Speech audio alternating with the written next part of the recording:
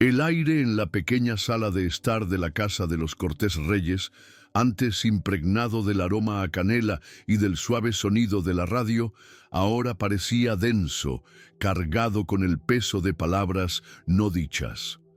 Valentina Val Cortés, una niña de tan solo 8 años, cuyos ojos oscuros poseían una profundidad que desmentía su edad, observaba a su madre, Guadalupe Lupe Reyes, desde el otro lado de la mesa de la cocina.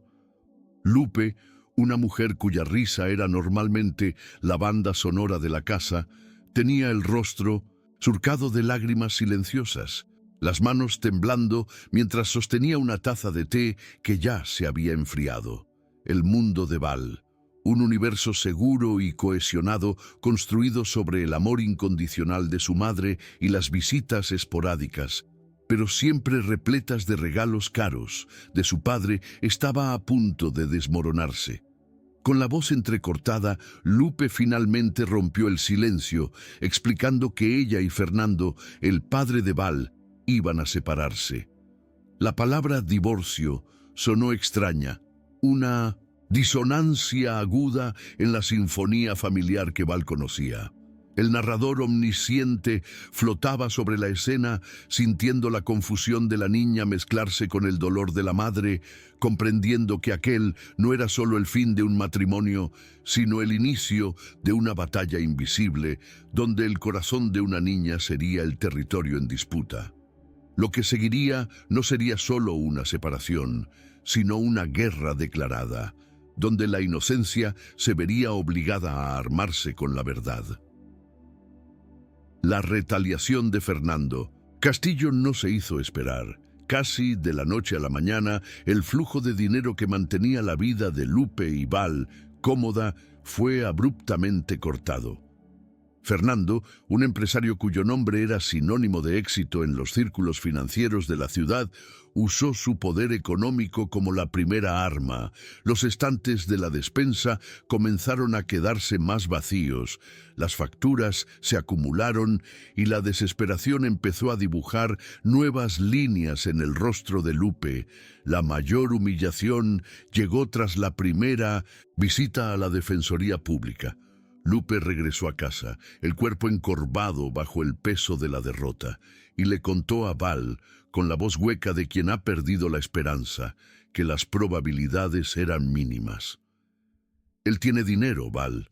Él puede darte todo. El abogado dijo que un juez siempre mirará la estabilidad, y nosotras no tenemos nada más. Val escuchó todo en silencio, absorbiendo la impotencia de su madre.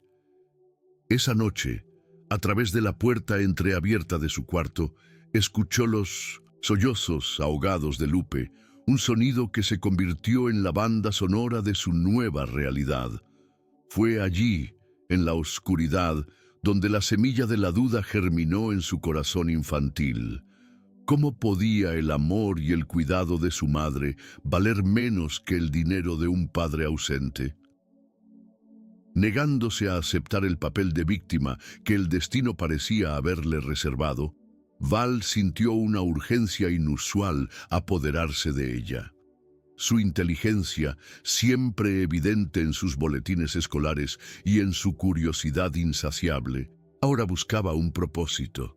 Fue en una tarde lluviosa, mientras Lupe dormía un sueño exhausto en el sofá, que Val encontró lo que buscaba. En una caja de cartón olvidada en el fondo del armario, entre viejas fotos y recuerdos de una vida más feliz, reposaba un fajo de papeles con el membrete de un bufete de abogados. Sus pequeñas manos hojeaban los documentos, el lenguaje frío y legalista contrastando brutalmente con el calor de su hogar. Y entonces lo vio. Un documento oficial, una petición de Fernando Castillo, exigiendo la custodia total y exclusiva de Valentina Cortés, citando como causa la flagrante inestabilidad emocional y financiera de Guadalupe Reyes. La descripción de su madre, aquella mujer que era su puerto seguro, como inestable e incapaz, encendió una chispa de indignación en el pecho de Val. El narrador vio en ese instante la transformación. La niña, asustada, dio paso a una investigadora determinada. Ella no sería una pieza en el juego de los adultos, sería la jugadora en principal. Esta historia te emocionará y te recordará cómo pequeños actos pueden transformar vidas. Si crees que más personas necesitan escuchar relatos como este, suscríbete al canal. Eso nos ayuda a seguir compartiendo historias reales e inspiradoras. La motivación de Valentina no nació del odio, sino de un amor feroz y protector. Ella veía el sufrimiento de su madre y comprendía, con una claridad aterradora para su edad, que Lupe estaba siendo aplastada por una fuerza que no entendía del todo. El sistema legal, una arena donde el dinero de su padre gritaba más fuerte que las lágrimas de su madre. Val no quería venganza, quería justicia, quería preservar su mundo, el olor de las tortillas que Lupe hacía por la mañana, las historias que leían juntas antes de dormir, la sensación de seguridad en los brazos de su madre. Su motivación era pura e inquebrantable, proteger su hogar. Y para hacerlo, sabía que necesitaba más que solo la verdad, necesitaba pruebas.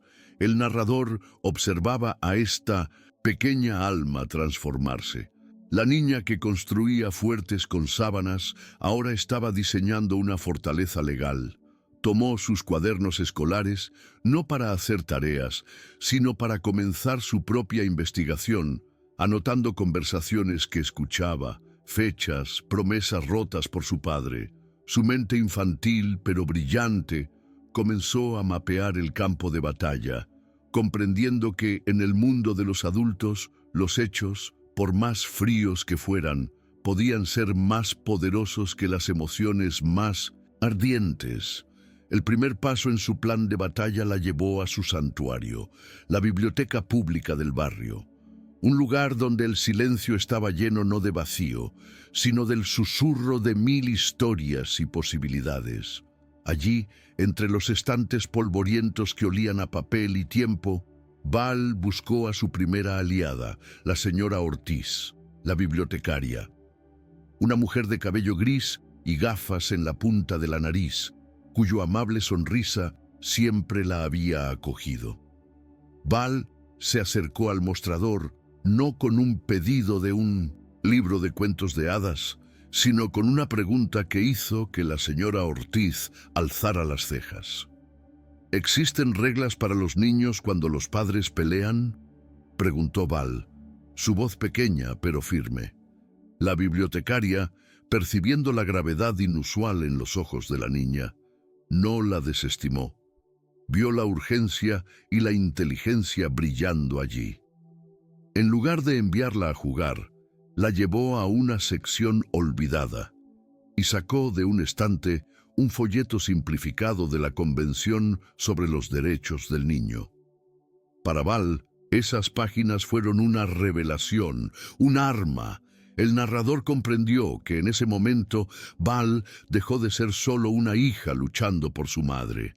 Se convirtió en una defensora de sus propios derechos, armada con el artículo 12, que decía que su opinión importaba.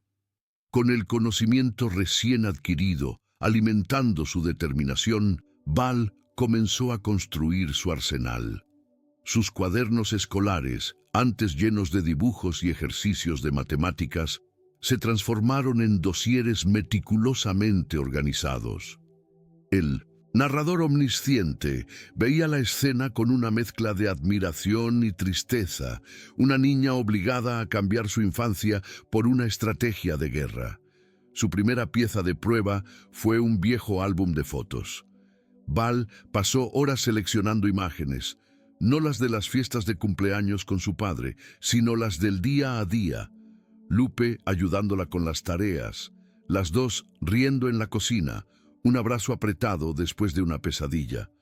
Junto a cada foto escribía pequeños subtítulos: mamá enseñándome a leer todos los días, o mamá conmigo cuando tuve fiebre, papá no llamó, Luego vinieron sus boletines escolares impecables, cada nota máxima, un testimonio silencioso del entorno estable y alentador que Lupe le proporcionaba.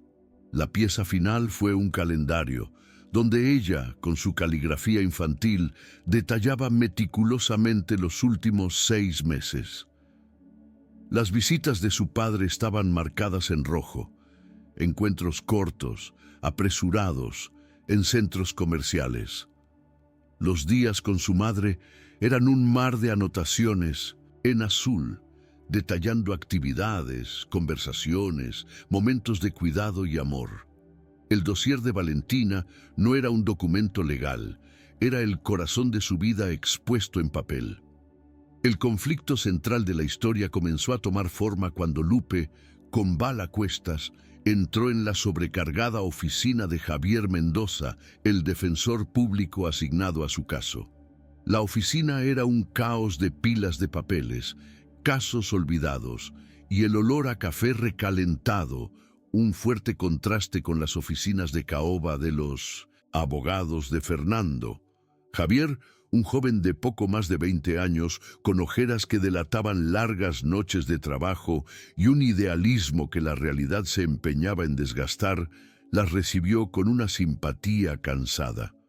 Escuchó la historia de Lupe con una expresión que Val ya conocía, la de un adulto que quería ayudar, pero sabía que las probabilidades eran mínimas. Fue entonces cuando Val, ignorando el apretón de mano vacilante de su madre, dio un paso adelante y colocó sus cuadernos sobre el escritorio de Javier. «Esto es para el caso», dijo con firmeza.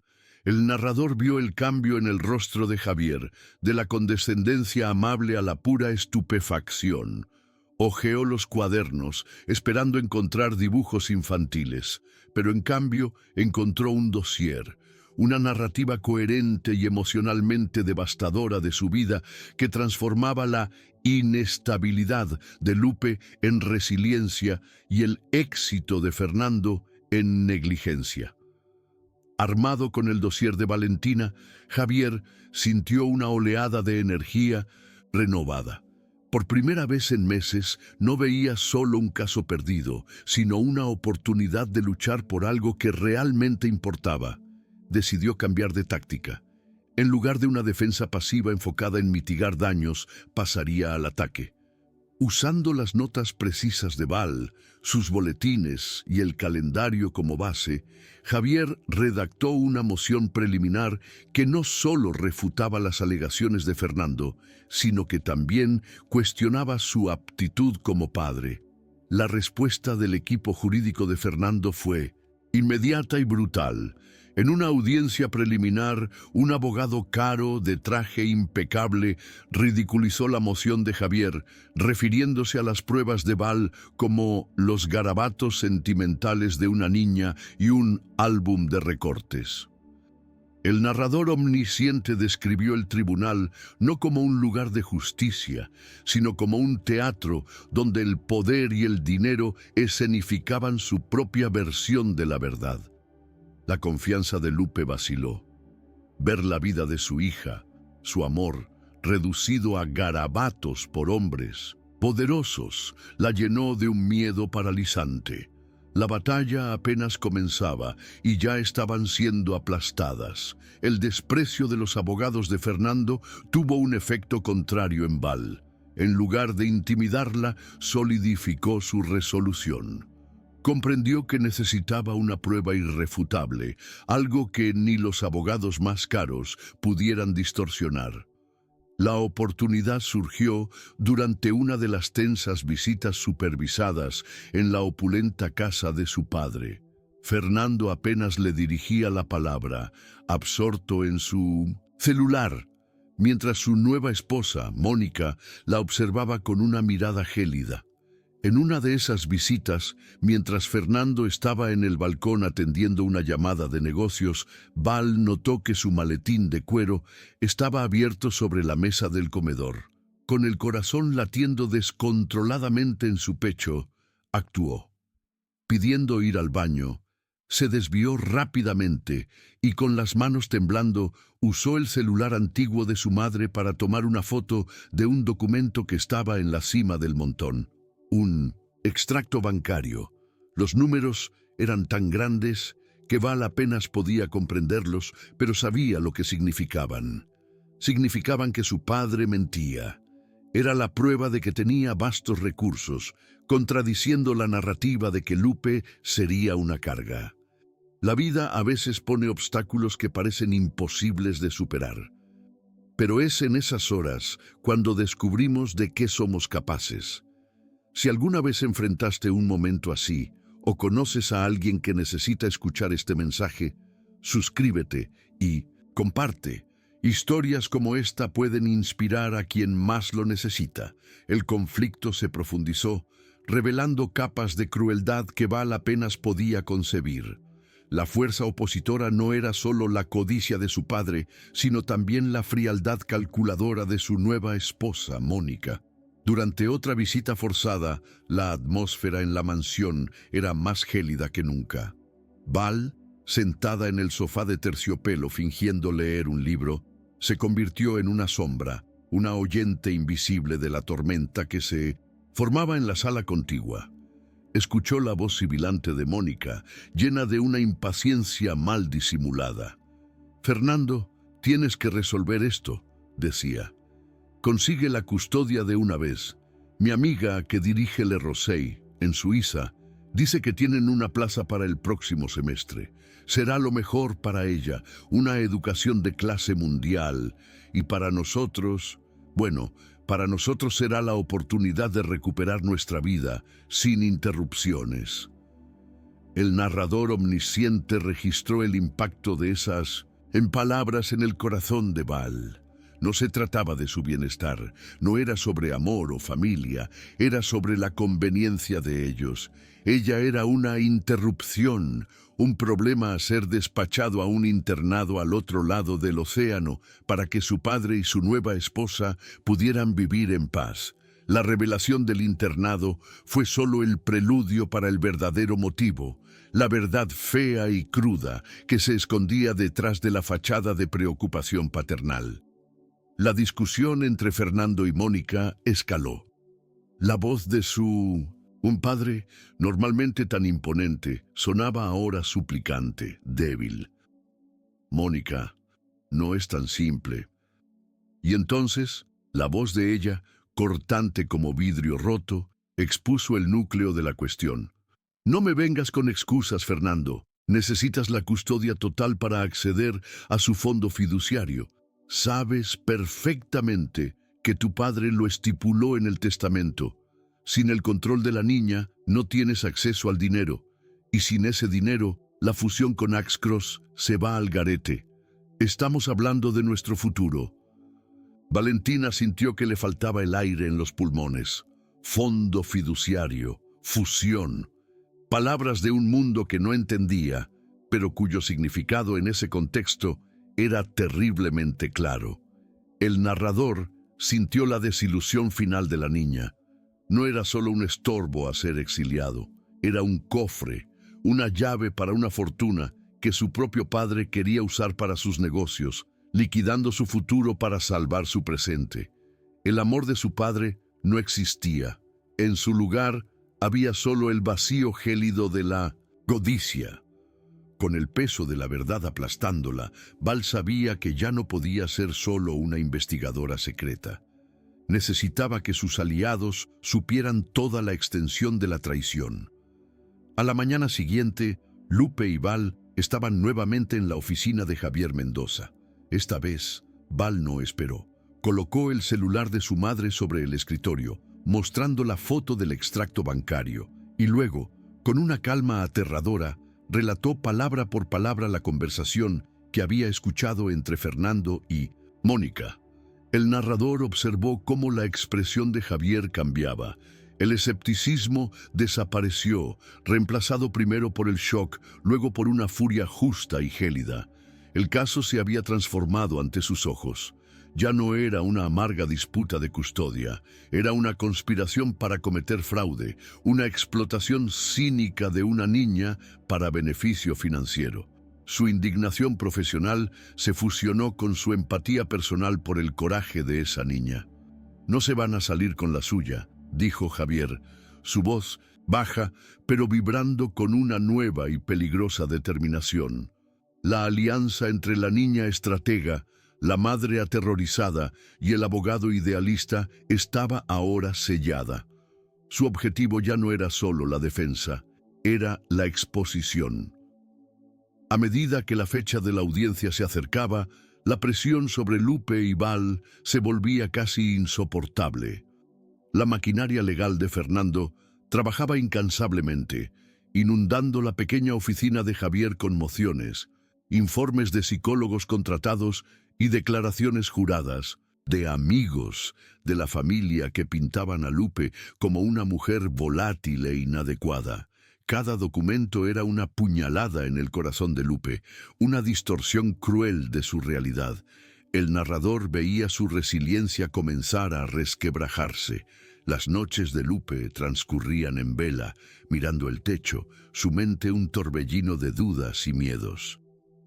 «¿Y si tienen razón, Val?», susurró una noche con la voz rota. «¿Y si no soy suficiente para ti?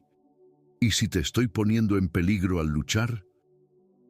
El conflicto ya no era solo externo contra Fernando.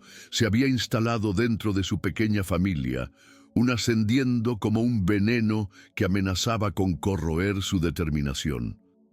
Val veía a su madre, su roca, desmoronarse, y sabía que necesitaba ser más fuerte que nunca, no solo por ella, sino por ambas.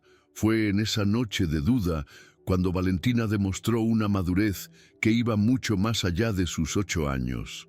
Al ver a su madre llorando silenciosamente en la cocina, no pidió consuelo, lo ofreció.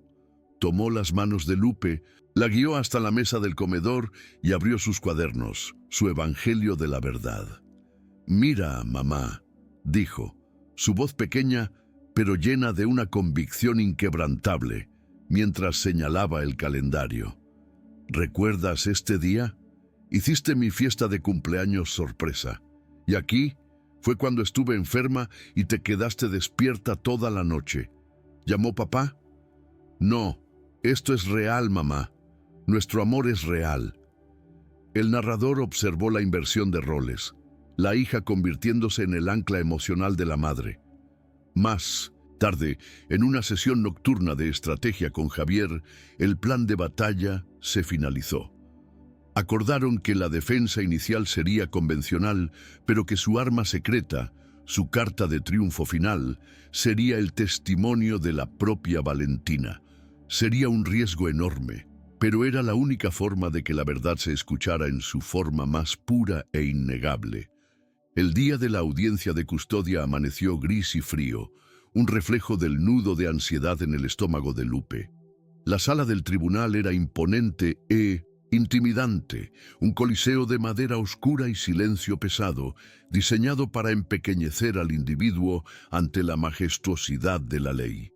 De un lado, Fernando, flanqueado por su equipo de abogados de élite, exudaba una confianza pulida, casi arrogante. Del otro, el pequeño trío. Javier, con un traje que parecía algo grande. Lupe, aferrándose a su bolso como si fuera un salvavidas. Y Val, pequeña en su silla, con los pies apenas tocando el suelo, observando todo con sus ojos oscuros y atentos. El narrador se enfocó en la perspectiva de Val, quien veía la sala no como un lugar de justicia, sino como la guarida del león. La audiencia comenzó y el abogado principal de Fernando se levantó.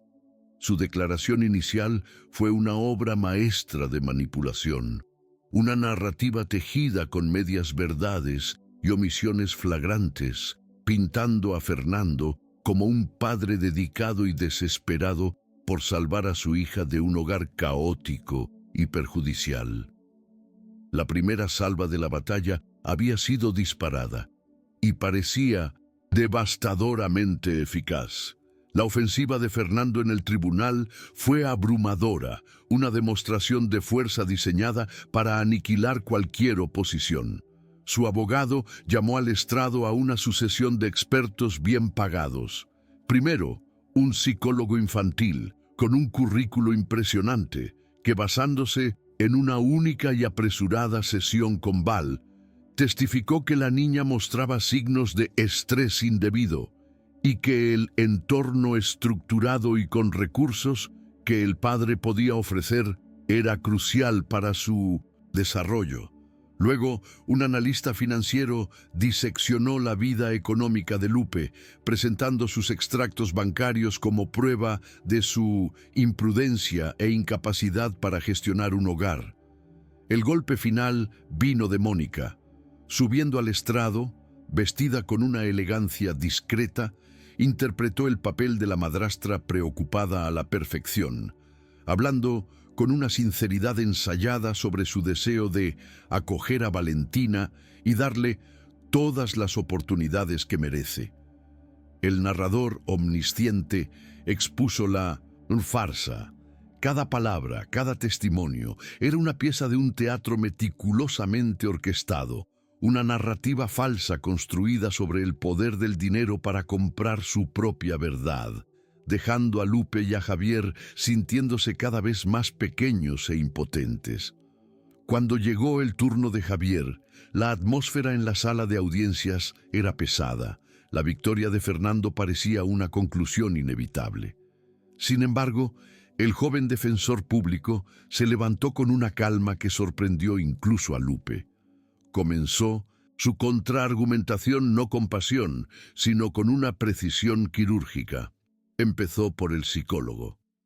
Con una serie de preguntas incisivas, Javier expuso la superficialidad de su evaluación, la duración de solo 45 minutos de su análisis profundo y, crucialmente, el monto exorbitante que Fernando le había pagado por sus servicios. El narrador sintió un cambio sutil en la sala. El juez, magistrado Salazar, antes recostado, se enderezó en su silla, su expresión pasando de pasiva a atenta. A continuación, Javier interrogó al analista financiero, obligándolo a admitir punto por punto que la precariedad financiera de Lupe no era una condición crónica, sino una consecuencia directa e inmediata del corte de apoyo de Fernando. No eran golpes de nocaut, pero eran las primeras fisuras visibles en la armadura dorada del caso de Fernando. Un hilo de esperanza comenzó a tejerse en el corazón de Lupe. El verdadero punto de inflexión, sin embargo, llegó con el contrainterrogatorio de Mónica.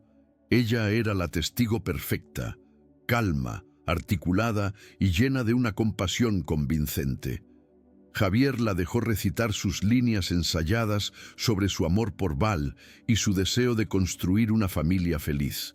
Luego, con una tranquilidad desarmante, lanzó el anzuelo. La señora Castillo parece muy comprometida con el futuro de Valentina. Ya ha comenzado a buscar escuelas para ella, para asegurarse de que tenga lo mejor, por supuesto. Mónica sonrió, asintiendo. Naturalmente, su futuro es nuestra, prioridad. Javier hizo una pausa. ¿Y en esas búsquedas ha considerado tal vez alguna institución en el extranjero? ¿Algo con un perfil internacional? La negación de Mónica fue rápida, quizás demasiado rápida. Por supuesto que no. La queremos cerca de nosotros. Fue entonces cuando Javier lanzó la bomba, usando la información que Val le había dado. Entonces, un nombre como Le Rossi, en Suiza, ¿no le dice nada? El narrador vio el pánico instantáneo en los ojos de Mónica. El nombre, específico, tan inesperado, la hizo vacilar. Su compostura perfecta se hizo añicos en una fracción de segundo. Su negación se volvió confusa y defensiva. La máscara había caído, revelando el cálculo frío debajo. El magistrado Salazar se inclinó hacia adelante, su mirada fija en Mónica. A veces todo lo que necesitamos es una oportunidad, o alguien que crea en nosotros.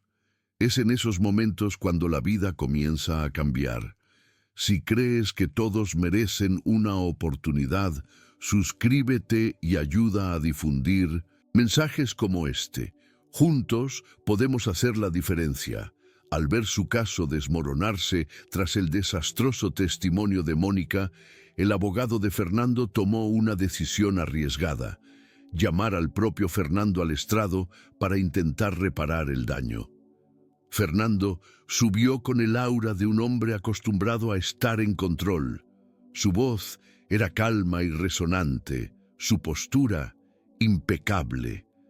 Habló de su amor inquebrantable por Valentina, de su profunda preocupación por el entorno inestable en el que vivía. Describió a Lupe no con malicia, sino con una condescendencia paternalista, como una mujer de buenas intenciones, pero abrumada e incapaz de proporcionar la estabilidad que su hija merecía. El narrador omnisciente, sin embargo, penetró más allá de la actuación. Vio la ausencia de emoción genuina en sus ojos, la forma en que sus manos apretaban discretamente los brazos de la silla cuando hablaba de sacrificio. Era un monólogo pulido, un discurso de un CEO vendiendo un producto, y el producto en ese momento era él mismo, en el papel de padre dedicado. Pero para quien sabía escuchar, sus palabras sonaban huecas, desprovistas del peso de la verdad. El contrainterrogatorio de Javier fue el momento que todos esperaban. Se levantó no con la agresividad de un depredador, sino con la calma de un artesano a punto de desmontar una máquina compleja. Comenzó con el dossier de Val. «Señor Castillo, ¿puede explicarnos su concepto de padre presente?», preguntó, antes de presentar el calendario de Val como prueba, porque este calendario, llenado por su hija, documenta menos de 10 horas de contacto en los últimos 6 meses. Fernando tartamudeó, hablando de reuniones importantes, de viajes de negocios. Javier cambió de tema, presentando la fotografía del extracto bancario. «Usted alega que la señora Reyes sería una carga financiera, pero este documento de su maletín personal muestra un patrimonio neto que podría sostener varias familias. ¿Puede conciliar estas dos realidades para el tribunal?».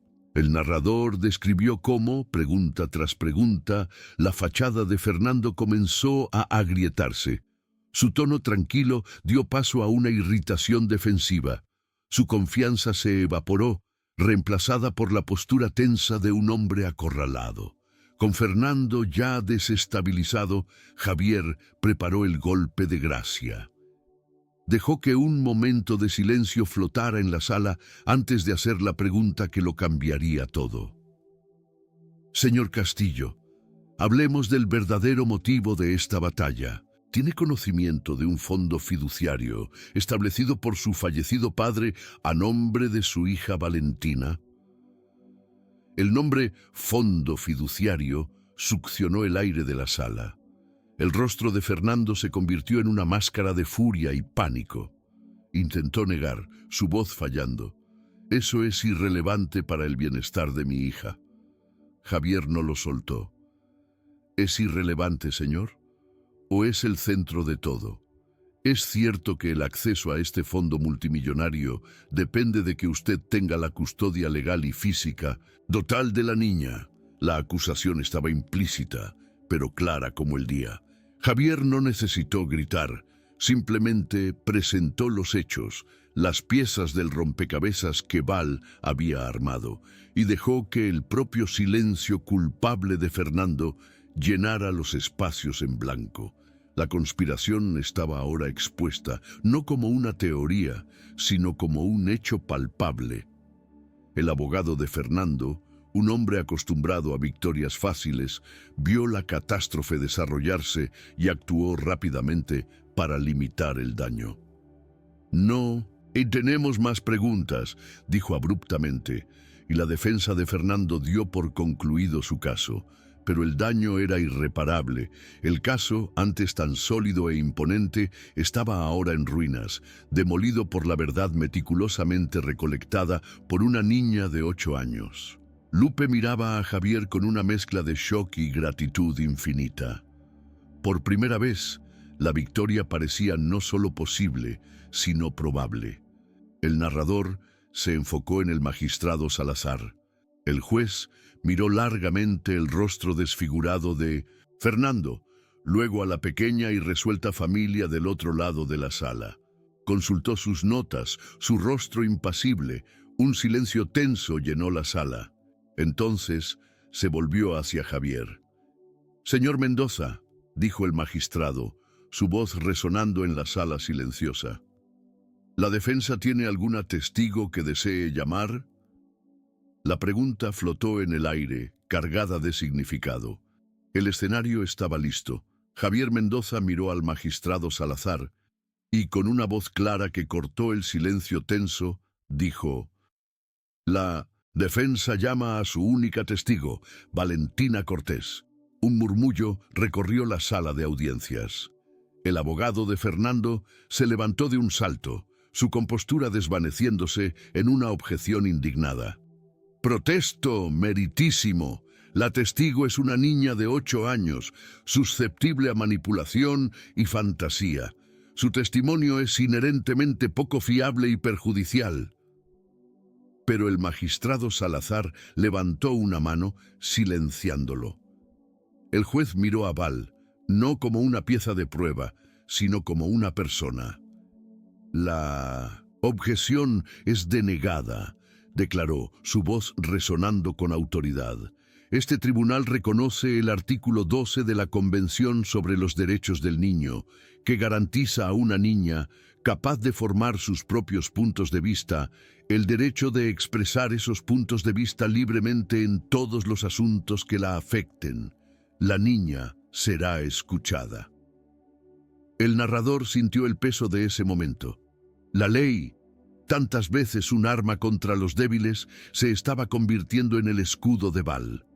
Bajó de su silla y caminó hacia el estrado, su pequeña figura proyectando una sombra de valentía gigante. Valentina se sentó en la silla demasiado grande, sus ojos oscuros fijos en el rostro amable de Javier. Él no comenzó con preguntas complejas. Simplemente le pidió que le contara al juez sobre sus cuadernos. Con una voz sorprendentemente firme, Val abrió su primer cuaderno, el calendario.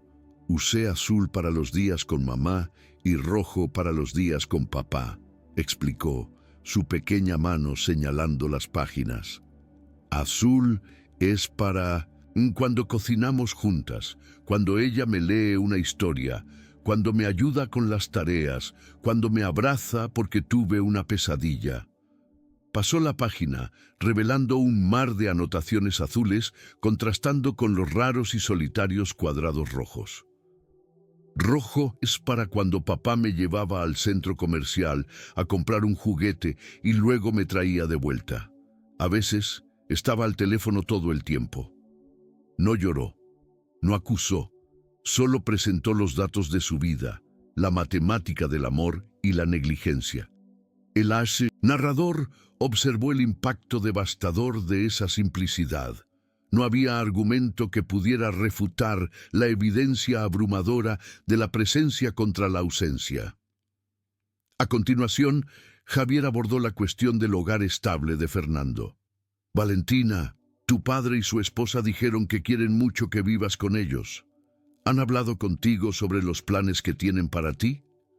Val miró al juez, sus ojos transmitiendo una sinceridad imposible de fabricar. «Sí», respondió. «Escuché a Mónica hablar con mi papá. Dijo que yo era una interrupción en sus vidas». La palabra interrupción resonó en la sala silenciosa. El abogado de Fernando parecía haberse encogido en su silla. Val continuó, su voz temblando solo ligeramente. «Dijo que quería enviarme a un colegio en Suiza, un lugar llamado Le Rosey, para que ellos pudieran recuperar su vida». La mención del nombre específico de la escuela, un detalle tan preciso, fue la confirmación final. El narrador vio la verdad descender sobre la sala como una avalancha silenciosa, sepultando la montaña de mentiras que Fernando había construido. Su imperio de engaños, tan cuidadosamente erigido, estaba siendo desmantelado, no por un abogado brillante, sino por la voz honesta de una niña que él había subestimado. El silencio en la sala era tan denso que se podía escuchar. Javier miró sus notas, pero su siguiente pregunta no estaba allí. Nació del coraje de Val. Valentina, dijo, su voz suave. El tribunal ha escuchado mucho sobre lo que el dinero yo puede comprar, pero, en tu opinión de 8 años, ¿qué hace a un buen padre o una buena madre? La pregunta flotó en el aire, simple pero profunda. Val no miró a su padre ni a su madre. Miró directamente al magistrado Salazar como si estuviera hablando solo con él. Un buen padre o una buena madre, comenzó, su voz clara y sin vacilación. Es alguien que está ahí. Alguien que te pregunta cómo te fue en la escuela y realmente escucha la respuesta. Alguien que sabe cuál es tu libro favorito y que te toma de la mano cuando tienes miedo de la oscuridad. No se trata de juguetes caros, se trata de tiempo, se trata de saber que, pase lo que pase, tú eres lo más importante en el mundo para ellos. Sus palabras, desprovistas de cualquier artificio, contenían una sabiduría ancestral. El narrador vio que, en ese momento, Valentina no era una testigo, era la conciencia de esa sala, la voz de la verdad, que todos los adultos habían olvidado cómo hablar. El testimonio de Valentina terminó. Javier dijo, la defensa no tiene más que presentar, meritísimo. El abogado de Fernando, pálido y derrotado, solo negó con la cabeza. La batalla había terminado. El narrador captó la imagen final del campo de batalla. Fernando, un hombre despojado de su arrogancia, luciendo súbitamente viejo y pequeño. Mónica, mirando al vacío.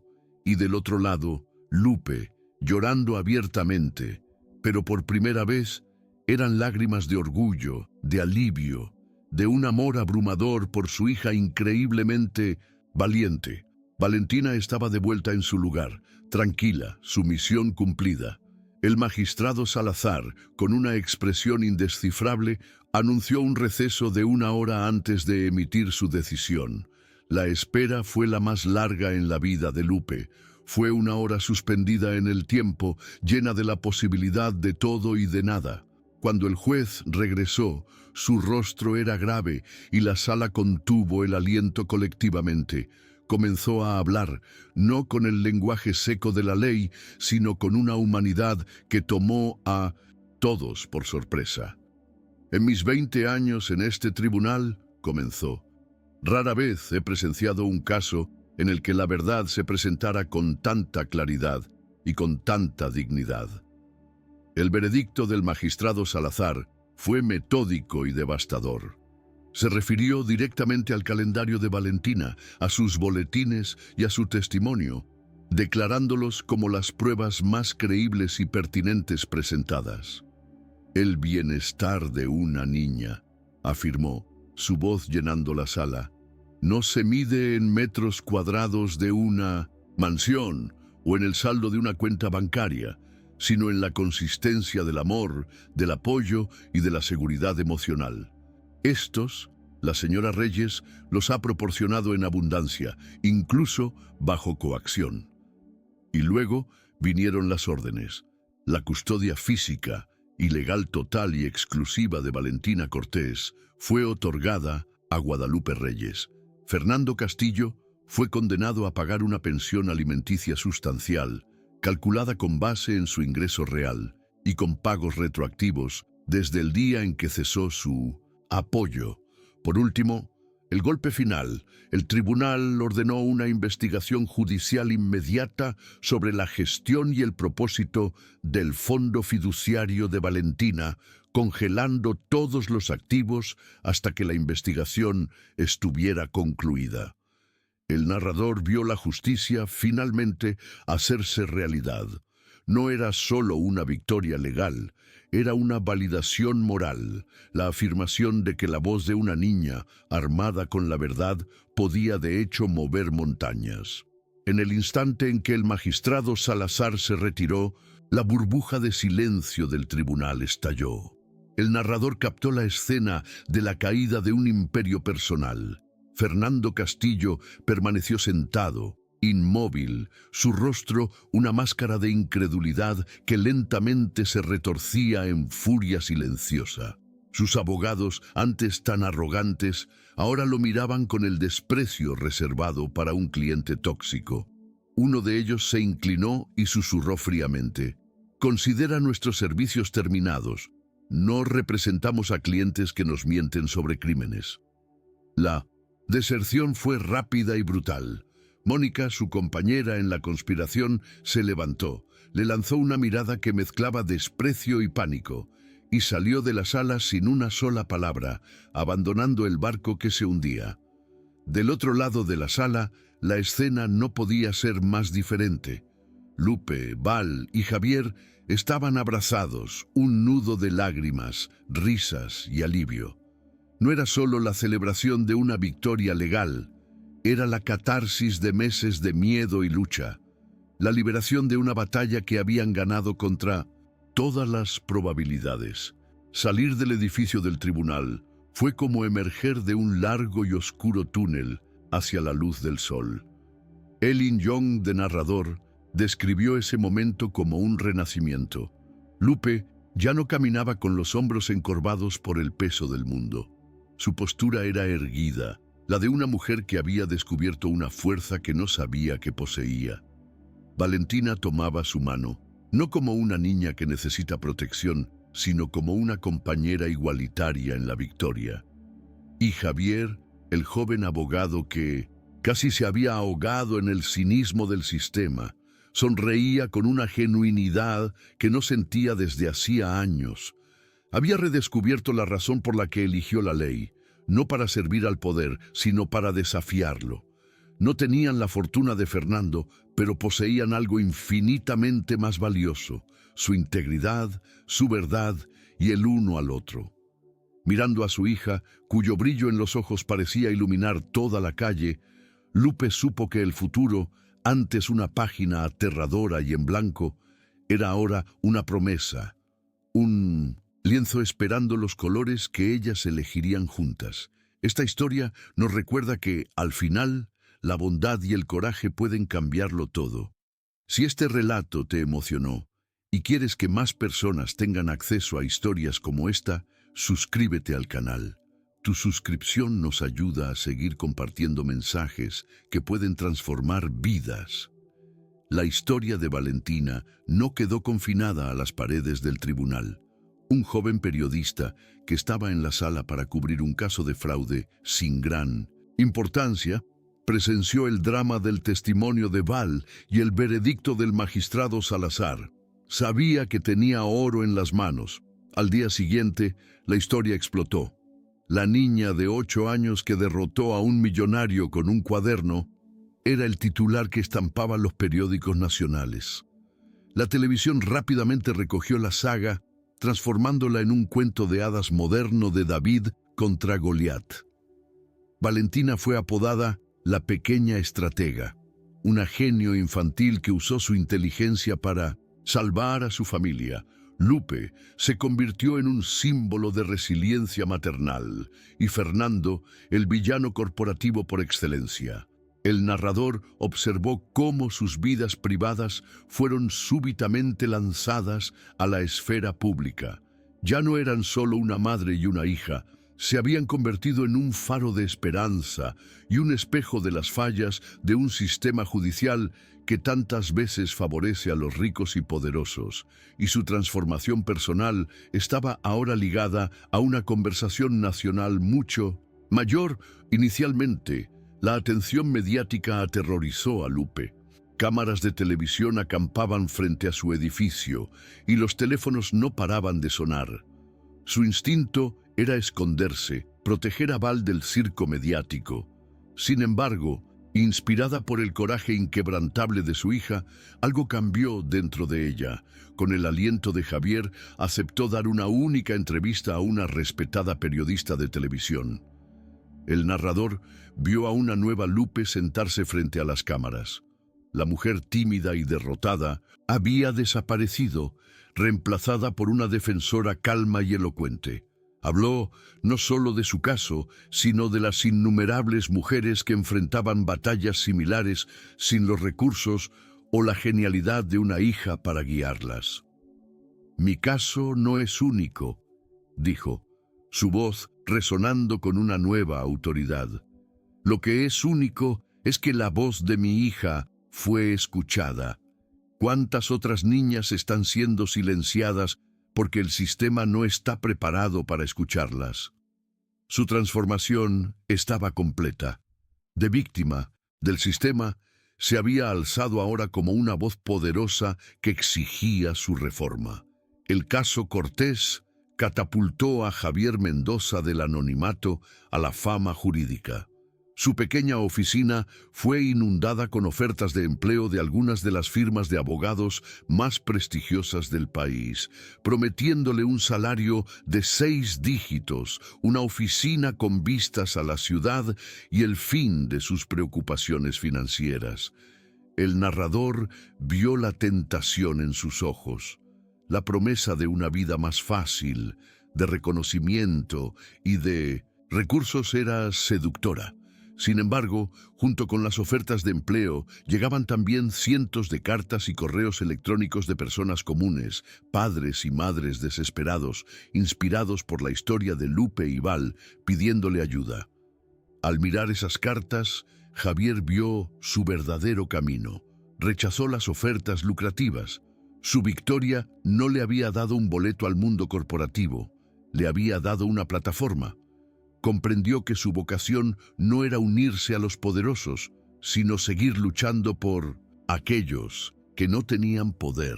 Su transformación de un defensor público overload a un líder en la lucha por la justicia social apenas comenzaba. El impacto del caso Cortés trascendió las vidas de Val y Lupe, convirtiéndose en un catalizador para un cambio social. La historia de una niña que tuvo que convertirse en su propia abogada para ser escuchada resonó profundamente con el público, exponiendo una herida abierta en el sistema judicial del país. El narrador vio cómo la entrevista de Lupe y la subsiguiente cobertura mediática encendieron una chispa que se convirtió en una hoguera. Grupos de defensa de los derechos de los niños, abogados pro bono y padres que habían enfrentado batallas similares se unieron, exigiendo una reforma. La presión pública se volvió tan intensa que llegó a los corredores del poder. Una diputada idealista, ella misma una antigua abogada de familia, redactó un proyecto de ley. La propuesta, rápidamente apodada por la prensa como Ley Valentina, buscaba garantizar que en disputas de custodia contenciosas, la niña no solo tuviera el derecho a ser escuchada, sino también el derecho a una representación legal, especializada e independiente, pagada por el Estado. La transformación personal de Val comenzaba a transformar la nación. Lejos de los reflectores, la mayor transformación ocurría en la vida cotidiana de Valentina, con la seguridad financiera garantizada por la pensión retroactiva y con una madre que ya no era una sombra de ansiedad, sino una fuerza de la naturaleza. Val pudo finalmente bajar sus armas. El narrador observó con ternura su transición. Volvió a ser una niña, riendo con chistes tontos, ensuciándose de tierra en el parque, deleitándose con la simple alegría de no tener el peso del mundo sobre sus hombros. Sin embargo, era una niña irrevocablemente cambiada. Su inteligencia, antes una herramienta de supervivencia, era ahora una pasión. Seguía siendo la mejor estudiante de su clase, pero su actividad extracurricular favorita era pasar las tardes en la pequeña oficina que Javier y Lupe habían montado, ayudándolos. Leía resúmenes de casos, organizaba papeles y ofrecía comentarios con una perspicacia que seguía sorprendiendo a los adultos.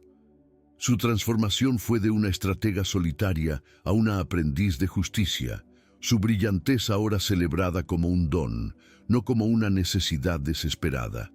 El arco de transformación de Lupe y Javier se solidificó con su primera gran victoria como equipo, usando la notoriedad de su caso y las donaciones que comenzaron a llegar de todo el país.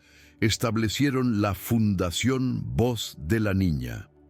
Su primer cliente fue un padre soltero, un mecánico que luchaba por la custodia de su hijo contra una exesposa rica y con conexiones políticas que lo acusaba de negligencia. El caso era un eco escalofriante de su propia batalla. El narrador los vio en acción, ahora como un equipo afinado. Javier, ya no limitado por los recursos de la Defensoría Pública, montó una defensa robusta y proactiva. Lupe, habiendo estado del otro lado, ofreció un apoyo emocional y estratégico invaluable al padre, preparándolo para la crueldad del tribunal. Ganaron. La victoria fue más que un éxito legal. Fue la prueba de que el caso de Val no había sido un milagro aislado. Fue la prueba de que su nuevo propósito era real, sostenible y capaz de cambiar vidas, consolidando su transición de víctimas a vencedores, de defendidos a defensores. Meses después del juicio, llegó una carta oficial para Lupe, una invitación inesperada del magistrado Salazar para una reunión privada en sus aposentos. Con cierta aprensión, Lupe y Val entraron en la sobria oficina del juez. Él las recibió, no con la distancia de un oficial del tribunal, sino con una humildad que las sorprendió. «Les pedí que vinieran aquí», comenzó, «porque necesito que sepan que su caso cambió la forma en que veo la justicia». El narrador omnisciente vio la sinceridad en los ojos del hombre. Confesó que el testimonio de Val lo había obligado a reevaluar su propio enfoque, a recordar que detrás de cada expediente hay un ser humano. Les informó que no solo había comenzado a implementar nuevas prácticas en su propia sala de audiencias para escuchar a los niños de manera más proactiva, sino que también había escrito una carta de apoyo a la Ley Valentina, instando a sus colegas a respaldar la reforma. El coraje de Val no solo había salvado a su familia, sino que también había transformado el corazón del propio sistema. Una pieza a la vez. La historia de Valentina continuó resonando. Ella y Lupe fueron invitadas a hablar en la conferencia anual sobre los derechos del niño, un evento que reunía a los mayores expertos del país. Lupe, ahora una oradora confiada, relató su viaje, su voz inspirando esperanza. Luego, la moderadora se volvió hacia Val, que estaba sentada junto a su madre en el escenario.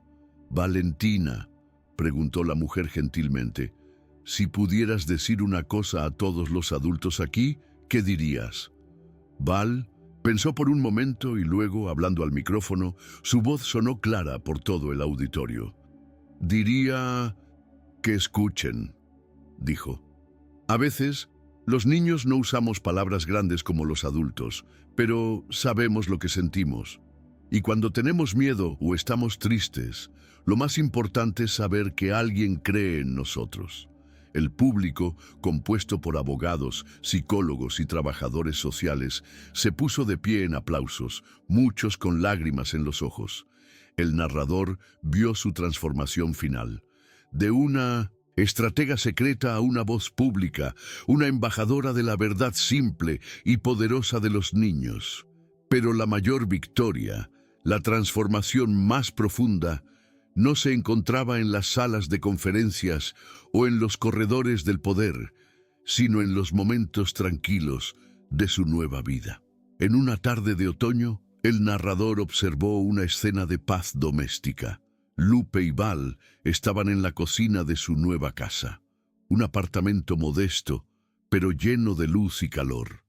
Estaban haciendo galletas, riendo mientras un poco de harina caía en la nariz de Val. El olor a azúcar y mantequilla llenaba el aire. Ya no había el peso del miedo, la tensión de la incertidumbre. Lupe miraba a su hija, y su rostro ya no contenía la sombra de la ansiedad, solo un amor y un orgullo tan vastos como el cielo.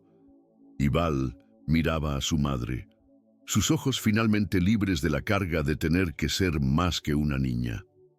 En esa normalidad recuperada, en esa alegría simple y cotidiana, residía su verdadera victoria. La transformación no era sobre lo que habían ganado, sino sobre la paz que finalmente habían encontrado. Mirando hacia el futuro, el legado de su lucha era claro. Su arco de transformación estaba completo, no como un final, sino como un nuevo comienzo. Lupe, antes una víctima silenciosa, era ahora una defensora respetada, la presidenta de su fundación.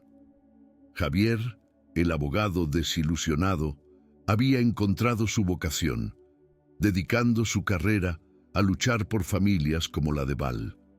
Y Valentina, la niña que tuvo que crecer demasiado rápido, era ahora una estudiante brillante y una joven activista en formación, con una comprensión del mundo que la hacía única. El narrador comprendía que las cicatrices de la batalla que libraron nunca desaparecerían por completo. En cambio, se habían transformado en fuentes de fuerza, la base sobre la cual construyeron una nueva vida. Su familia, forjada en la adversidad, estaba ahora unida por un propósito mayor: garantizar que la voz de cada niño pudiera ser tan poderosa como lo había sido la de Valentina. La caída de Fernando Castillo fue tan rápida como su ascenso había sido calculado. La investigación judicial sobre el fondo fiduciario de Valentina, ordenada por el magistrado Salazar, abrió una caja de Pandora. El narrador observó cómo los auditores, inicialmente enfocados en un solo fondo, descubrieron una red compleja de irregularidades que se extendía por todo el imperio empresarial de Fernando. La fusión que Mónica tanto deseaba no solo se deshizo, sino que sus socios de negocios, temiendo la toxicidad del escándalo, cortaron todos los lazos, desencadenando una crisis de confianza que hizo que las acciones de su empresa se desplomaran. Los investigadores descubrieron evasión fiscal, cuentas offshore y prácticas fraudulentas que él había ocultado hábilmente durante años. El genio de los negocios fue desenmascarado, revelándose como un hombre cuya fundación estaba construida sobre arenas movedizas. El imperio que había intentado proteger, sacrificando a Vinusintos, su hija, ahora lo devoraba, implosionando bajo el peso de sus propias mentiras. Las repercusiones financieras fueron acompañadas por un exilio social igualmente brutal. El mundo de élite en el que Fernando y Mónica se movían, un universo de cenas de gala, eventos de caridad y fines de semana en resorts exclusivos, les cerró las puertas con una velocidad implacable. El narrador vio cómo Mónica, cuya identidad estaba intrínsecamente ligada a su estatus social, sufrió la mayor de las humillaciones. Las invitaciones dejaron de llegar. Las amigas con las que iba de compras cruzaban la calle para evitarla. Fue silenciosamente invitada a renunciar a los consejos de las organizaciones benéficas que usaba como escenario para su vanidad. Fernando enfrentó el mismo ostracismo. Fue expulsado de su exclusivo club de campo y removido de asociaciones empresariales. Su mansión, antes un símbolo de poder y éxito, se convirtió en una jaula dorada, un monumento a su desgracia. En su búsqueda por mantener las apariencias a toda costa, habían perdido lo único que realmente valoraban: su posición en la cima de la pirámide social. Sin el brillo de la admiración social para distraerlos, la verdadera naturaleza de la relación de Fernando y Mónica salió a la luz, y era fea. El narrador presenció la confrontación final en la silenciosa sala de estar de su mansión. La discusión fue cáustica, un torbellino de acusaciones y resentimiento. «¡Tú nos destruiste!», gritó Mónica, su rostro contorsionado en una máscara de furia. «Dejaste que una niña de 8 años te humillara a ti, a mí, a todo lo que construimos». Fernando, despojado de su antigua arrogancia, respondió con la amargura de un hombre que lo había perdido todo. «Tú me empujaste a esto. Tu codicia, tu necesidad de más, siempre más. El fondo fiduciario era para tu fusión, no para mí». Las palabras crueles revelaron la verdad de su pacto. No era un matrimonio, sino una transacción comercial que acababa de quebrar. La escena culminó con Mónica haciendo las maletas, su voz gélida al pronunciar sus últimas palabras para él. «No me casé con un fracasado». Su partida selló el destino de Fernando, dejándolo completamente solo, un rey destronado en su castillo en ruinas. La pérdida de la custodia y del fondo fiduciario fue solo el comienzo de la pesadilla legal de Fernando. El narrador omnisciente observó cómo la investigación judicial, una bola de nieve de consecuencias, se transformó en una acusación criminal formal por parte del Ministerio Público. Las acusaciones eran graves y numerosas: fraude fiscal, malversación de fondos y, la más grave de todas, conspiración para cometer fraude, relacionada con su intento de apropiarse indebidamente del futuro de su hija. El hombre que antes entraba en los tribunales como un conquistador, protegido por un ejército de abogados, era ahora un acusado, su fotografía estampada en los periódicos bajo el titular «Magnate enfrenta prisión». Con sus bienes congelados, se vio obligado a liquidar su patrimonio, vender la mansión, los autos de lujo, todo para financiar una defensa que ya no era sobre ganar, sino sobre sobrevivir. El sistema que había intentado manipular con arrogancia ahora lo aplastaba con un poder impersonal e implacable. Solo en un apartamento alquilado, un espacio anónimo que estaba a un universo de distancia de su antigua vida, Fernando fue obligado a confrontar el vacío que había creado. El narrador se sumergió en su psique, un torbellino de autocompasión y rabia. Maldijo la codicia de Mónica, la tenacidad de Javier, su propia mala suerte. Sin embargo, en medio de este caos egoísta, algo más comenzó a surgir. Una noche, mientras revisaba una pila de documentos legales, encontró una vieja fotografía suya con una Valentina de 3 años, sonriendo sobre sus hombros. En esa imagen, vio un destello del hombre que podría haber sido un padre. Y por primera vez, un dolor genuino, un arrepentimiento real, atravesó su orgullo. Comprendió, con una claridad devastadora y tardía, que en su frenética búsqueda por salvar un imperio de números y activos, había destruido voluntariamente su único legado verdadero e insustituible. El precio de su codicia había sido su propia alma. Meses más tarde, poco antes del inicio de su juicio penal, Fernando pidió ver a Valentina una última vez. Tras mucha deliberación, Lupe y Val aceptaron. El encuentro tuvo lugar en un parque público, un territorio neutral bajo el cielo abierto. El narrador describió al hombre que se acercó a ellas.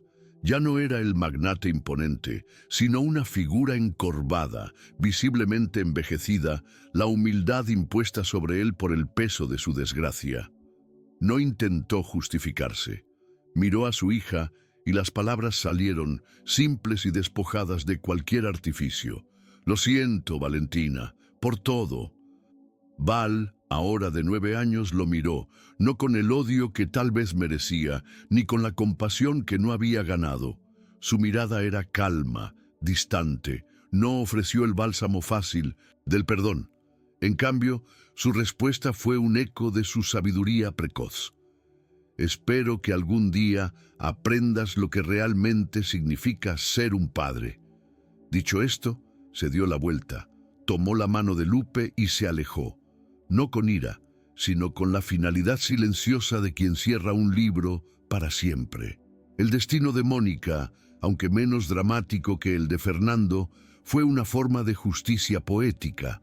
El narrador observó cómo, tras abandonar a su esposo, descubrió que su identidad social estaba irrevocablemente ligada al nombre Castillo. Sin el escudo del dinero y el poder de Fernando, era una desconocida.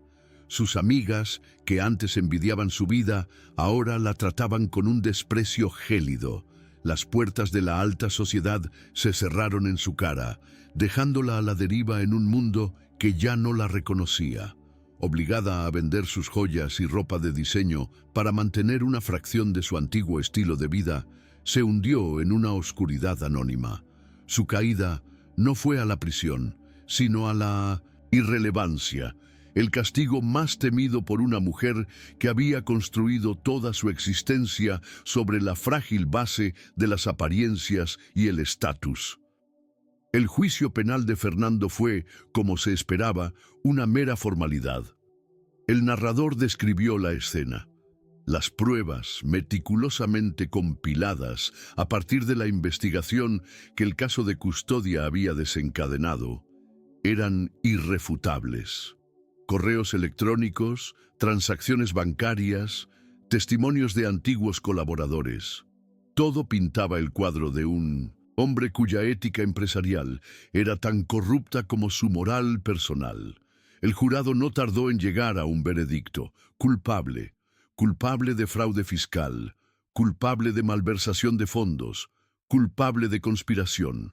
Al pronunciar la sentencia, el juez hizo hincapié en mencionar la depravación moral de un hombre dispuesto a explotar el futuro de su propia hija para obtener ganancias financieras. La sentencia fue dura: varios años de prisión. La imagen de Fernando Castillo, el otrora intocable, titán de los negocios, siendo esposado y sacado del tribunal, fue la capitulación final, la humillación pública que selló su caída. En la soledad de una celda de prisión, despojado de todos sus símbolos de poder, Fernando tuvo finalmente tiempo para pensar. El narrador se sumergió en sus pensamientos, un desierto de arrepentimiento y pérdida. Repasaba sus elecciones, no con la rabia de antes, sino con la claridad amarga de la derrota. Comprendió la verdad vacía de su vida. Había pasado décadas construyendo un imperio de cosas, de ladrillos y números, y en el proceso demolió el único vínculo humano que realmente importaba. Su legado no sería la empresa que había construido ni la riqueza que había acumulado. Sería la historia de su deshonra. Su verdadera prisión, comprendió, no eran las rejas de hierro frente a él, sino la conciencia perpetua de su fracaso. El conocimiento de que había tenido una hija, y en todos los sentidos de la palabra, la había perdido para siempre. El contraste final entre los destinos no podría ser más contundente. El narrador yuxtapuso dos imágenes: Fernando sentado solo en el catre de su celda, su futuro una repetición de días vacíos, y a cientos de kilómetros de distancia, Val, Lupe y Javier, de pie en los escalones del Congreso Nacional, celebrando la aprobación final de la Ley Valentina. Mientras el mundo de Fernando se reducía a cuatro paredes, el mundo que Val y Lupe habían salvado se expandía hacia una causa nacional. Mientras su imperio se convertía en polvo, su pequeño acto de valentía florecía en un movimiento que protegería a miles de niños. Su caída no fue solo su pérdida, fue, en el sentido más profundo, la semilla de la victoria de ellos, la prueba de que la destrucción de la tiranía siempre abre camino para la construcción de la esperanza. 10 años después, el tiempo, como un río, se había llevado las orillas del dolor, dejando atrás un terreno fértil para el crecimiento. Valentina Cortés tenía ahora 18 años, una joven mujer a punto de entrar en la universidad, con la mirada puesta en la Facultad de Derecho. El narrador veía en ella la misma inteligencia penetrante de antes, pero ahora suavizada por una empatía serena. El trauma de su infancia no la había definido, la había moldeado. Los fines de semana no estaba en centros comerciales ni fiestas. Estaba como voluntaria en la Fundación Voz de la Niña, donde se sentaba con niños asustados, explicándoles sus derechos en un lenguaje que solo alguien que había estado allí podía usar. Era la prueba viva de que su propia lucha había valido la pena, una mentora natural, cuya mera presencia era una promesa de que las cosas podían, de hecho, mejorar. Su viaje de guerrera infantil estaba llegando a su fin, y su nueva jornada como defensora oficial estaba a punto de comenzar. La alianza entre Lupe y Javier, forjada en el fuego del tribunal, se convirtió en una de las más respetadas en el ámbito del derecho de familia. El narrador aclaró que su amor no era romántico, era algo quizás más raro y duradero, una alianza de almas con una misión compartida. La Fundación Voz de la Niña se había convertido en una institución nacional, un adversario temido por los despachos de abogados caros en todo el país. Lupe era el corazón de la organización. Era su voz la que calmaba a los padres en pánico, su experiencia la que les daba esperanza. Javier era el cerebro estratégico, el arquitecto legal que no solo ganaba casos, sino que también entrenaba a una nueva generación de abogados para que creyeran que la ley y la justicia podían ser lo mismo. Juntos habían encontrado una familia, no en el sentido tradicional, sino en la comunidad que construyeron y en las vidas que salvaron, demostrando que un propósito común puede crear lazos más fuertes que la sangre. El mayor legado de su lucha, sin embargo, era invisible pero omnipresente. La ley Valentina estaba ahora arraigada en el sistema legal del país. El narrador nos transportó a una sala de Total tribunal, a años luz de distancia de aquella que Val había enfrentado. En ella, una niña de 10 años estaba siendo escuchada por el juez. Pero la atmósfera era diferente. La niña no estaba sola. A su lado estaba una abogada especializada, una guardiana de la voz, cuyo único trabajo era garantizar que los intereses de la niña fueran representados. El juez no era hostil ni indiferente. Escuchaba con una paciencia y un respeto que ahora eran exigidos por la ley. Esa escena, repitiéndose en tribunales por todo el país, era el verdadero triunfo de Val. Su acto de valentía solitario no solo había salvado a su familia, había creado un nuevo paradigma, un escudo legal para proteger a miles de niños que vendrían después de ella, garantizando que ninguna otra voz joven fuera silenciada. En la víspera de su 18º cumpleaños, llegó una carta con un sello postal de la prisión para Valentina. El narrador vio su excitación, la forma en que sus dedos se detuvieron sobre el sobre antes de abrirlo. Era de Fernando. Estaba a punto de ser liberado en libertad condicional tras cumplir su condena. La carta no era una solicitud de perdón, ni un intento de justificación. Era una nota breve, escrita con una caligrafía rígida, la de un hombre que ya no sabía cómo expresar emociones. Reconocía el dolor que había causado, sin adornos. Le informaba que, tras su liberación, se mudaría a un país lejano y no volvería a molestarlas. Adjunta a la carta había solo una cosa: la vieja fotografía de 1900, él con una Val de 3 años en los hombros. En el reverso, solo una frase: para recordarme lo que debería haber protegido. Era una despedida, un reconocimiento final de su fracaso, ofreciéndoles no la reconciliación, sino la paz de su ausencia permanente. La mesa de la cocina estaba cubierta de sobres, con los logotipos de las mejores facultades de Derecho del país. Valentina había sido aceptada en todas, una de ellas ofreciendo una beca completa, un reconocimiento de su trayectoria académica brillante y de su historia de vida única. El narrador vio a Lupe mirar las cartas con los ojos brillando de orgullo. «Puedes ir a cualquier lugar, hija mía. El mundo es tuyo». Valentina miró las ofertas, los nombres prestigiosos y las promesas de un futuro brillante. Luego, con una sonrisa tranquila, las apartó y tomó el folleto de la universidad local, la misma institución pública donde Javier había estudiado. «La lucha no está en un lugar elegante, mamá», dijo, su voz llena de una certeza serena. «La lucha está aquí. Las personas que nos necesitan están aquí». Su elección estaba hecha. Su transformación estaba completa. No buscaba el prestigio, buscaba el propósito. Unos meses después, Javier llevó a Valentina, ahora una estudiante de primer año de Derecho, de regreso al lugar donde todo realmente había comenzado para él, la sobrecargada oficina de la Defensoría Pública.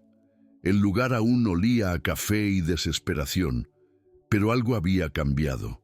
Había una nueva energía, una chispa de esperanza en los ojos de los jóvenes abogados, muchos de los cuales estaban inspirados por su ejemplo.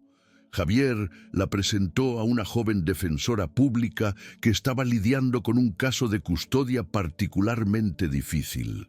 Mientras la abogada describía los detalles, Val miraba el expediente por encima de su hombro. «Disculpe», interrumpió tímidamente, «pero esta fecha aquí no coincide con el informe financiero. Dice que no tenía dinero, pero compró un auto esa semana». La joven abogada miró la discrepancia, luego a Val, con asombro. El narrador vio la sonrisa orgullosa de Javier. La antorcha estaba siendo pasada. Una nueva generación estaba lista y Valentina, incluso antes de graduarse, ya estaba iluminando el camino. En una tarde tranquila, Valentina sintió un impulso de revisitar el lugar donde su revolución personal había comenzado. La biblioteca pública del barrio estaba exactamente como la recordaba. El mismo olor a polvo y promesa, el mismo silencio sagrado. Detrás del mostrador, la señora Ortiz, ahora con el cabello completamente blanco y movimientos más lentos, organizaba fichas. Cuando levantó la vista y vio a la joven mujer frente a ella, una sonrisa de reconocimiento iluminó su rostro arrugado. «Valentina», dijo, su voz frágil pero cálida. «Lo sabía. Ese día supe que ibas a cambiar el mundo, aunque solo fuera el tuyo». Valentina le agradeció, explicando que aquel simple gesto de tomarla en serio, de darle ese folleto, había sido la primera piedra que usó para construir su fortaleza. Con los ojos llorosos, la señora Ortiz confesó que, en 40 años de servicio, ese había sido el momento del que más se enorgullecía. El narrador vio la belleza de ese encuentro, la prueba de que un pequeño acto de fe en una niña puede resonar por toda una vida. El narrador pintó un cuadro de la nueva vida de Lupe y Valentina, una vida de una riqueza que no se medía en extractos bancarios. La sustancial pensión alimenticia había sido utilizada sabiamente. Lupe compró una casa pequeña y cómoda, invirtió en la educación de Val y canalizó el resto hacia la fundación. Su vida no era de lujo, sino de abundancia. Su riqueza era el sonido de la risa de Val en la cocina, la paz de una noche de sueño sin miedo, la satisfacción de ver su trabajo cambiar vidas. En una tarde de domingo, mientras hacían un picnic en el parque, Lupe observaba a su hija leyendo bajo un árbol. Esa era su fortuna. El narrador contrastó esta escena con la opulencia vacía de la antigua mansión de Fernando. La historia de ellas era la redefinición final del éxito. No la acumulación de bienes, sino la acumulación de propósito, amor y paz mental. Años después, el círculo se completó.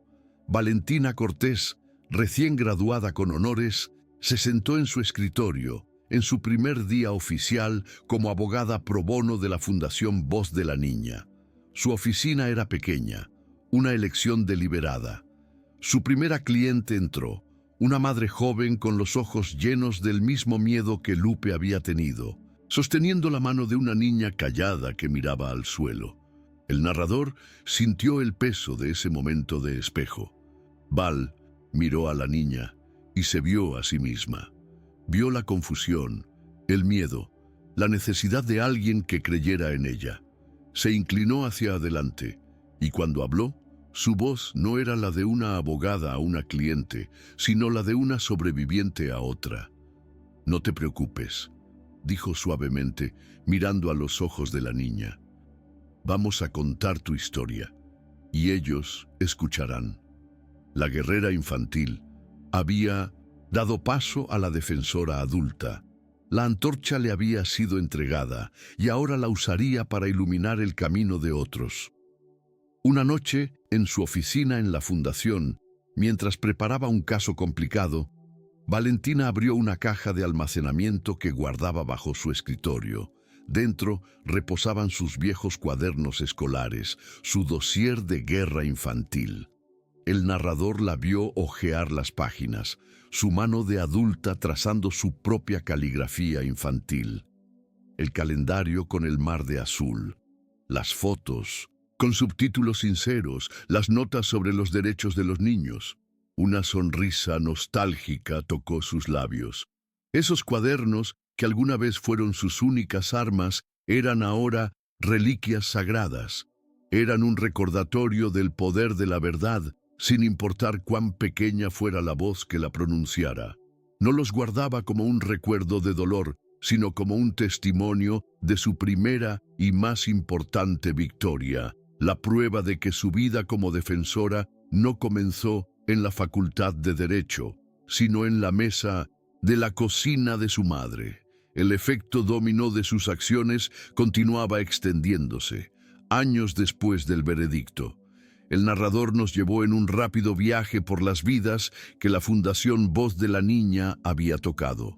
Vimos el rostro de un padre soltero que, gracias a la ayuda de la Fundación, obtuvo la custodia de su hijo. Escuchamos el testimonio de una madre que finalmente recibió una pensión justa que le permitió dar una vida digna a sus hijos. Vimos a un adolescente cuya opinión había sido ignorada, siendo finalmente escuchado por un juez. Cada caso era una victoria, no solo legal, sino humana.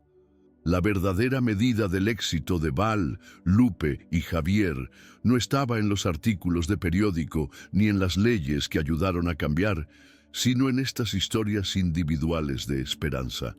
No solo habían ganado un caso, habían iniciado una revolución silenciosa de empatía y justicia, una familia a la vez.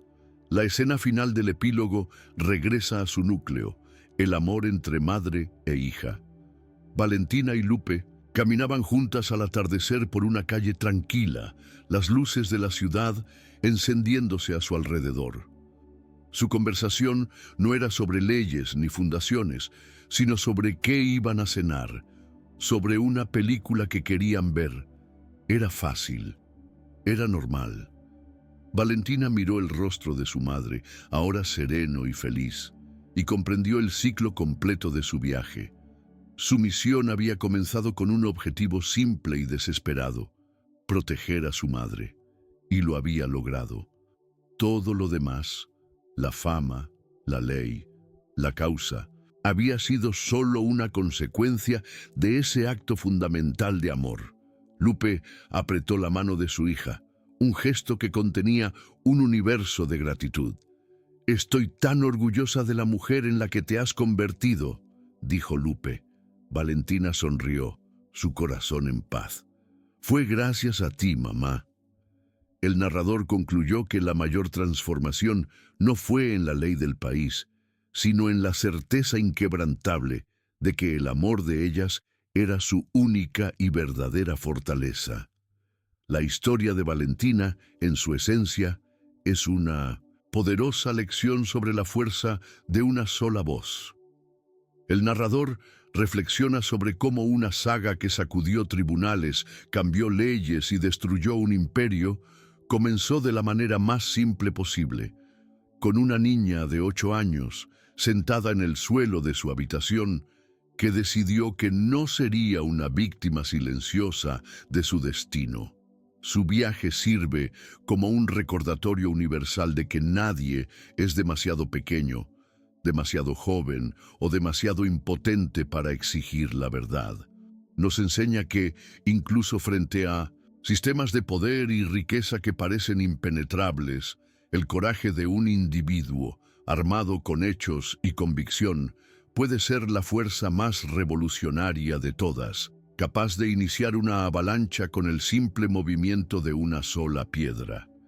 Este cuento moderno redefine el verdadero significado de la fuerza y la riqueza.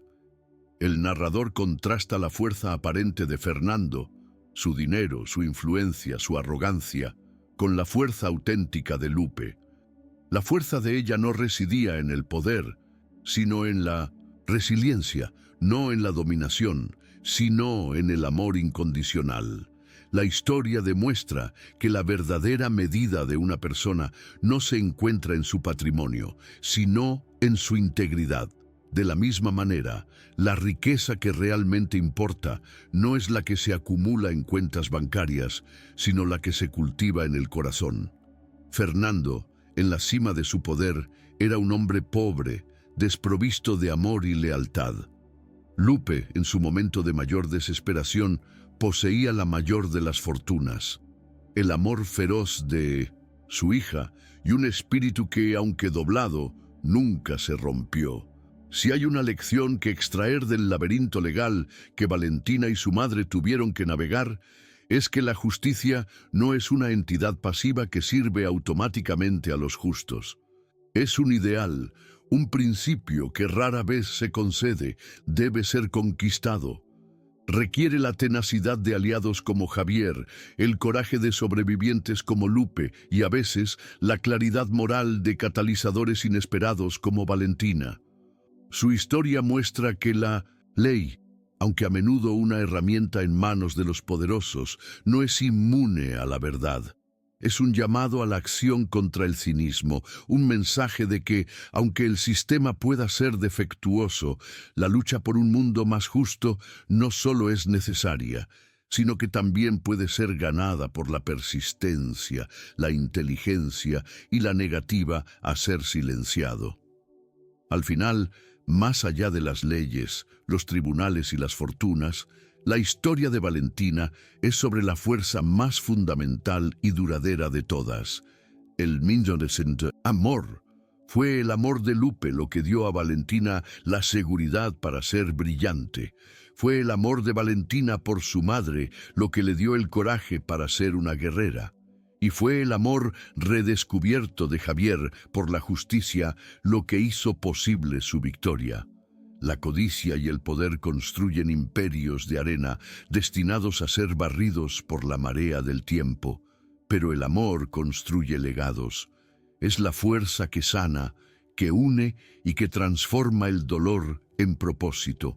Y en el viaje de una pequeña estratega y su madre resiliente, el mundo fue recordado de que el amor, en su forma más pura, no es solo un sentimiento, es el arma más poderosa que existe.